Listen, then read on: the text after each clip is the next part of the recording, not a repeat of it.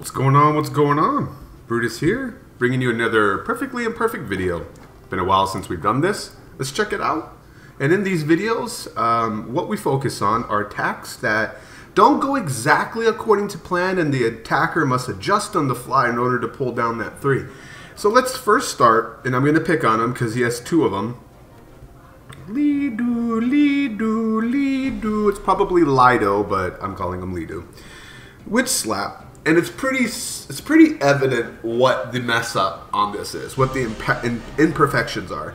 So he has a witch slap going on, nice funnel going on. There's only really 2 things that really made me laugh for this. So he wants witches and healers on the outside, healers behind witches, golem in front for the bowlers, and then of course his royals behind that. So this is not even a hard jump to put down, bro. That's not even 7 tiles. And you missed that. It's like, what are you doing?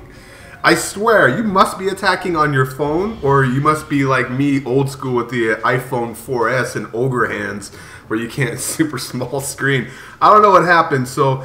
But anyway, fat fingered the jump. The BK has to beat through a wall, but his army already splits. He gets fortunate and bowlers start to dance on him on the bottom. And then on top of that, yes, another fat fingered jump. It's not even close. It's like, that's not a hard jump to put down, Leedo. What's going on, bro? So the witch is stuck outside. Queen is stuck outside. Obviously, he does want his queen and royals. And the bowlers, some of them rerouted and went in, which was fortunate. But his queen was supposed to be in the middle as well. So I find it funny that he fat-fingered not once, but twice on the jump. But it really shows you just how great of a plan it was. That he didn't let it rattle him too much. And he stuck with the plan for the most part, and he overkills the base. I mean, it's overkilled. So we'll go to _2. Nice job on this. The lesson takeaway: zoom in, man, if you have to place those jumps, because 5-tile jumps, they're so hard. They're so hard. I can give him a hard time, man, because he's a beast, and he makes me feel insignificant. So I got to feel better about myself by pointing out his fat finger jumps. I also fell victim to it on my 10v10, so whatever. Let's go down and keep on, or up rather, and keep picking on him. This one I was on the edge of my seat, and I can't tell if the walk went exactly where he wanted it to. Based upon where he placed the healer, I think he wanted the healer, he wanted to walk this way towards the mortar, get the air defense from this side, get all these point defenses, and head this way towards the queen. That's what I really think he wanted to do. However, the minion kind of made the queen force to the right, but now she's about to be picked off, and he adjusts on the fly. As soon as the healers start tanking for that air defense, he sends in the loons with haste to take it out, and has 3 of his 4 healers still behind that queen.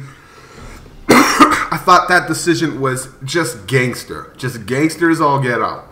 If that was planned, my bad. It looked imperfected for some reason, and it really just more so showcases how great of a plan that was if that was planned. I don't think it was, though, and maybe I'm wrong. So you can tell me in the comments, Leedo, if that was actually what you wanted to happen. We were under the impression watching this that this was both. By the way, all of these are fresh hits. We're under the impression that that wasn't supposed to be the case.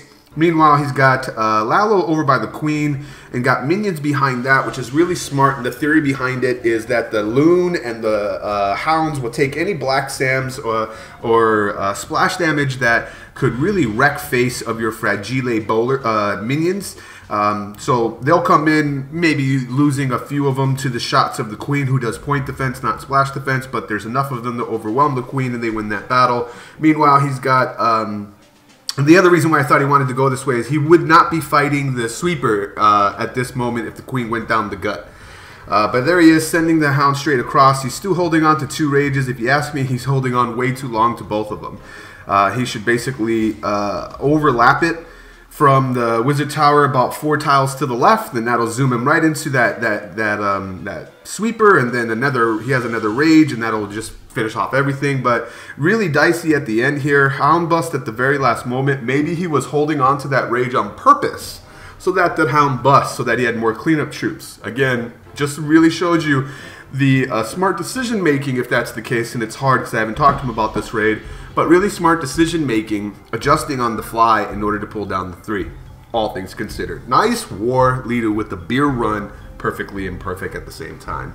And then to end out this video, let's go down to number 18 rather, and Bad Boy, who I look at this, Bad Boy 17, I'm hard pressed to ask, you know, what about 16, 15, 14, and 13? How many bad boys are there?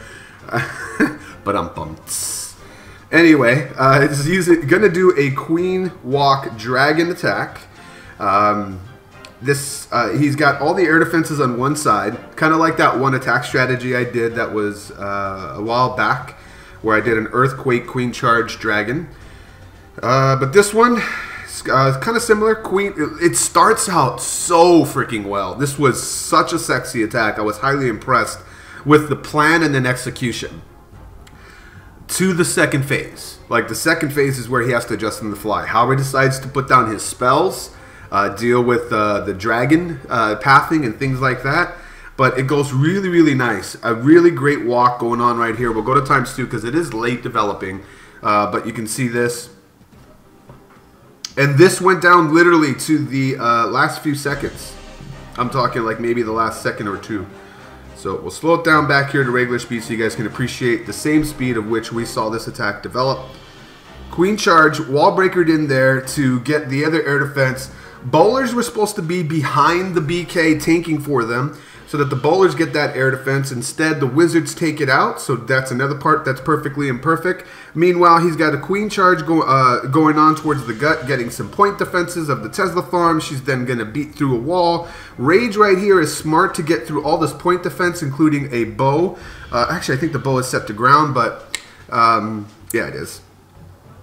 So he gets the, then he rages through and poisons the queen, busts through that, and then he puts the heal down just to sustain them because the dragons got hung up because the barbarian king popped out the hound, and I don't think that's the part that wasn't according to the plan. So it stopped all of his dragons cold to make them break that down and then deal with all the pups. Meanwhile, they're getting pelted by point defense.